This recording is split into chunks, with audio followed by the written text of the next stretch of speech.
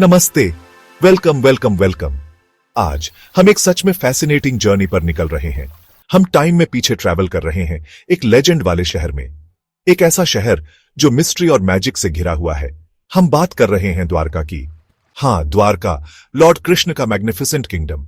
वो सिर्फ एक राजा नहीं थे, समझे। वो एक गाइड थे, एक दोस्त और कई लोगों के लिए एक डिवाइन पावर। ये शहर हिंदू मिथोलॉजी में इनक्रेडिबली इंपॉर्टेंट है, पुरानी कथाओं का एक कॉर्नरस्टोन। ये एक ऐसी जगह है जहां कहानियां जीवंत हो उठती हैं, जहां फेथ को घर मिलता है और जहां हिस्ट्री ध्यान से सुनने वालों से कानाफूसी करती है। इमेजिन करो एक ऐसी जगह जो इतनी ग्रैंड हो, इतनी डिवाइन कि उसके बारे में हजारों सालों से बात होती आ रही है। वो है आपके लिए द्वारका। ये सिर्फ ईंट पत्थर से कहीं ज्यादा है। ये एक सिंबल है, राइचसनेस का सिंबल, डिवाइन प्ले का और एक ग्लोरियस युग का। लॉर्ड कृष्ण, जो लॉर्ड विष्णु के 8वें अवतार थे, उन्होंने इस शहर को अपने घर के रूप में चुना।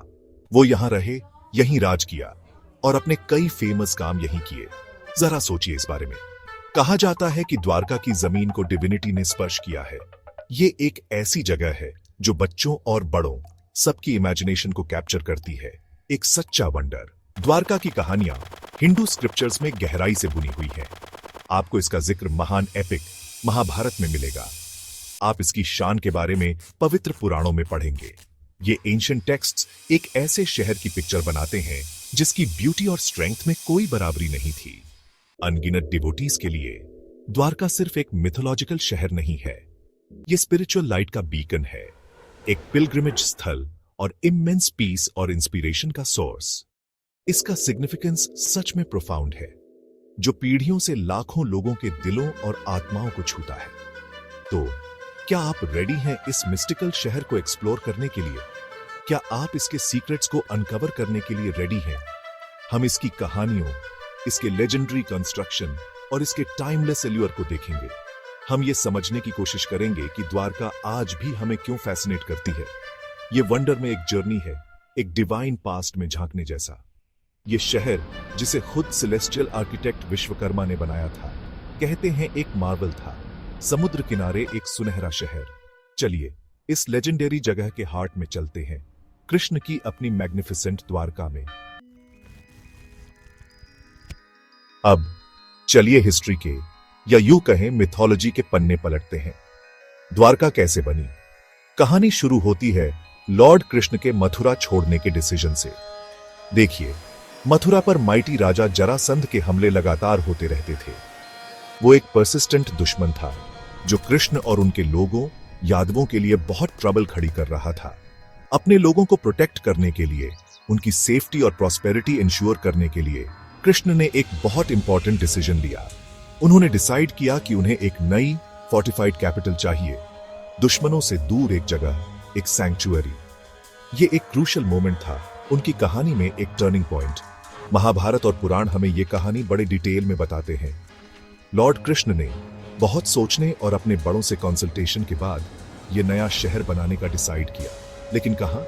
उन्होंने इंडिया के वेस्टर्न कोस्ट पर समुद्र के किनारे एक स्ट्रेटेजिक लोकेशन चुना। इससे नेचुरल डिफेंस मिला और मैरीटाइम ट्रेड का एक्सेस भी। जमीन समुद्र देव यानी ओशन के लॉर्ड से मांगी गई थी। इमेजिन कीजिए, खुद समुद्र से जमीन मांगना। और समुद्र ने डिवाइन पर्पस को पहचानते हुए ये रिक्वेस्ट मान ली। इसने एक अनपैरेलल्ड शहर के क्रिएशन का स्टेज सेट कर दिया। तो जमीन मिल गई, लेकिन इतना मैग्निफिसेंट शहर कौन बनाएगा? लॉर्ड कृष्ण के लिए सूटेबल शहर कोई और नहीं बल्कि विश्वकर्मा, देवताओं के डिवाइन आर्किटेक्ट। हाँ, खुद सेलेस्टियल क्राफ्ट्समैन को इस ग्रैंड टास्क के लिए बुलाया गया था। कहते हैं कि विश्वकर्मा ने द्वारका को अटमोस्ट प्रिसिजन और आर्टिस्ट्री के साथ डिजाइन किया। उन्होंने चौड़ी सड़कें, ब्यूटीफुल गार्डन्स, ग्रैंड पैलेसेस और स्ट्रॉन्ग फोर्टिफिकेशंस प्लान किए। शहर को एक मार्वल के रूप में एनविजन किया गया था, डिवाइन स्किल और पावर का एक टेस्टामेंट। ये एक ऐसा शहर बनना था जैसा कोई और नहीं। यादव वंश के लिए प्रॉस्पेरिटी और सिक्योरिटी का प्रतीक। द्वारका की कंस्ट्रक्शन, जैसा कि पुराणों में बताया गया है, एक स्विफ्ट और मैजिकल रॉयल। ऐसा लगा मानो शहर आने से निकला है, ग्लीमिंग और मैजेस्टिक।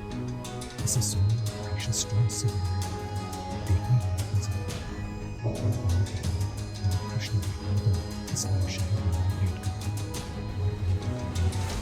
पावर और कल्चर का सेंटर कृष्ण ने जिंदगी जी, अपने लोगों को गाइड किया, महाभारत की घटनाओं में पार्टिसिपेट किया और धर्म की स्थापना की। उनके शासन में शहर खूब फ्लरिश्ड हुआ, एक लेजेंडरी कैपिटल बन गया।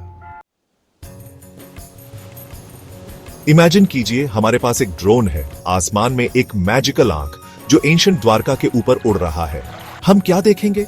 हम ब्रीथ टेकिंग ब्यूटी और इनक्रेडिबल प्लानिंग वाला शहर देखेंगे। स्क्रिप्चर्स द्वारका को सुवर्ण नगरी, द सिटी ऑफ गोल्ड बताते हैं। पिक्चर कीजिए सुनहरे डोम्स वाले महल सूरज के नीचे चमकते हुए अरेबियन सी के साफ नीले पानी में रिफ्लेक्ट होते हुए।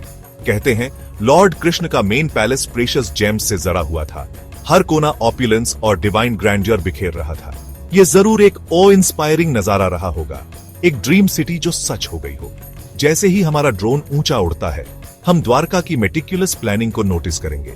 यह कोई ऑर्डिनरी शहर नहीं था, इसे एक क्लियर ग्रिड पैटर्न के साथ डिजाइन किया गया था, जिसमें चौड़ी सीधी सड़कें राइट एंगल्स पर इंटरसेक्ट करती थीं।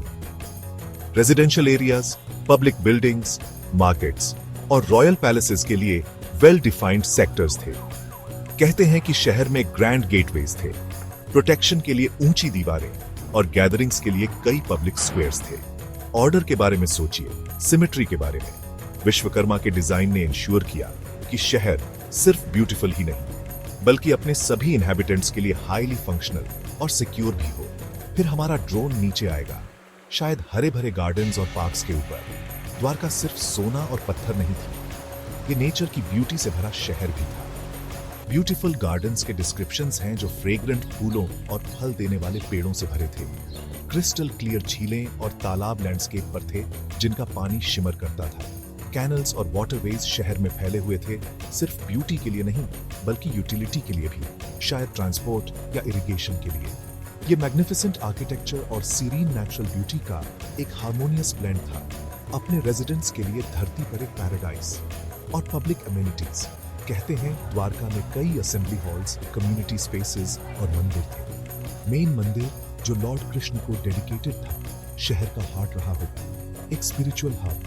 मार्केट्स दूर दूर से आए ट्रेडर्स से गुलजार रहे होंगे जो शहर की प्रॉस्पेरिटी को दिखाते थे।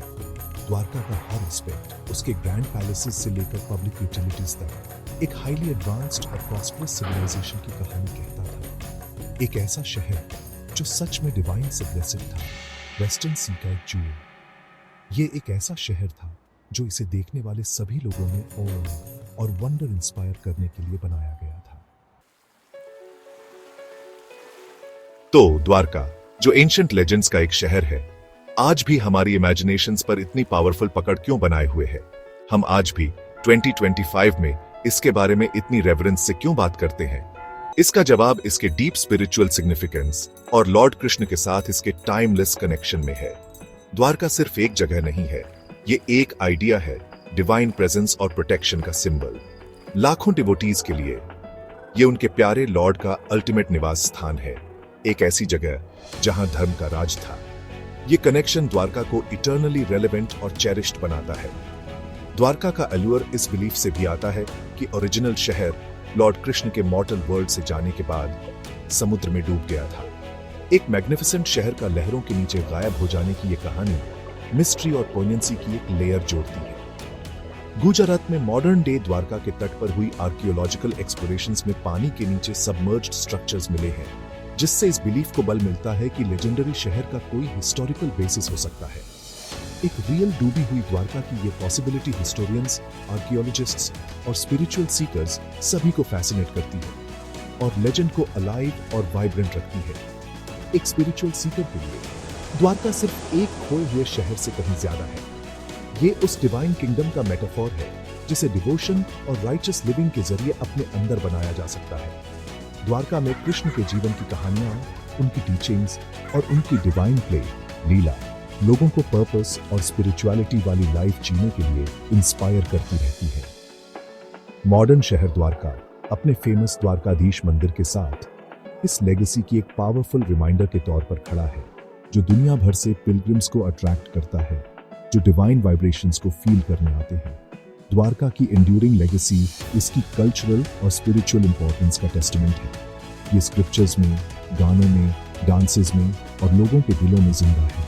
ये हमें डिवाइन ग्लोरी के समय की याद दिलाता है, एक ऐसे शहर की जिसे देवताओं ने बनाया था और जिस पर खुद सुप्रीम लॉर्ड ने राज किया था। चाहे ये एक ग्रैंड मिथोलॉजिकल क्रिएशन हो या एक हिस्टोरिकल मार्वल, द्वारका ऑ और वंडर इंस्पायर करती रहती है। ये फेथ, स्प्लेंडर और डिवाइन और ह्यूमैनिटी के बीच एंड्यूरिंग कनेक्शन की एक टाइमलेस कहानी है। इसका चार्म सच में एवरलास्टिंग है। Thank you.